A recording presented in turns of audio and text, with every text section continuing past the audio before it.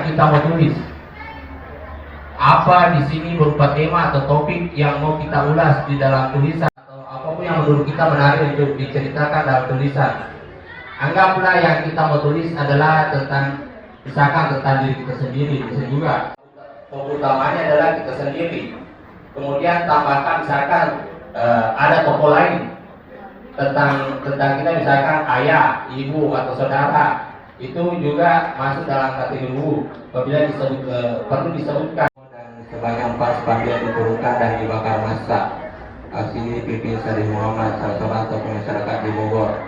Mereka melakukan aksi ini karena yang menurunkan satu persatu baliho dan spanduk tersebut. Dari puluhan baliho yang diturunkan dan dibakar itu, banyak diantaranya memampang wajah Baby Rosari yang kini menjadi. Jadi begini, tadi telah diberikan contoh-contoh dari berita. Yang ingin saya tanyakan, apakah dalam pembuatan berita tersebut menggunakan bahasa dan EYD yang benar atau bisa menggunakan bahasa sehari-hari agar berita tersebut terlihat menarik? Ya, terima kasih.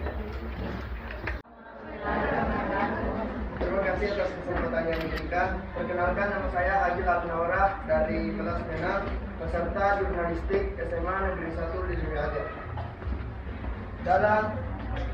Dalam nilai-nilai berita, seperti yang kita ketahui, terdapat objektif, aktual, luar biasa penting. Akan tetapi, saya lihat di internet ada jarak, yaitu jarak semakin dekat kejadian dianggap semakin penting bagi halayak di tempat tersebut. Apa maksud dari jarak tersebut? Kenalkan, nama saya Jafri dari kelas 10.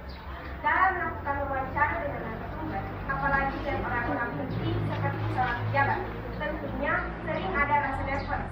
Yang ingin saya tanyakan adalah bagaimana cara menghilangkan nervous atau persatu tersebut saat melakukan wawancara dengan narasumber. Nama saya Muhammad Ramli, perwakilan dari 10 Yesus. Saya ingin bertanya, setiap berita pasti mempunyai gambar agar terlihat lebih menarik. Nah, pertanyaannya, jika kita lupa mengambil gambar saat proses wawancara itu, apakah kita dapat menggantinya dengan gambar lain, atau kita tidak mengosongkan saja berita itu cukup dengan headline-nya, tidak ada gambarnya? Terima kasih. Kenalkan, nama saya Kristian Levanto.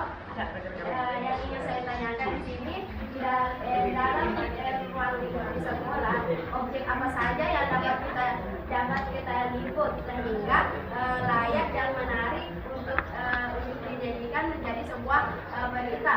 Seperti yang kita ketahui, pada dasarnya, pada umumnya masih ada siswa yang malas membaca dan tidak tertarik untuk membaca.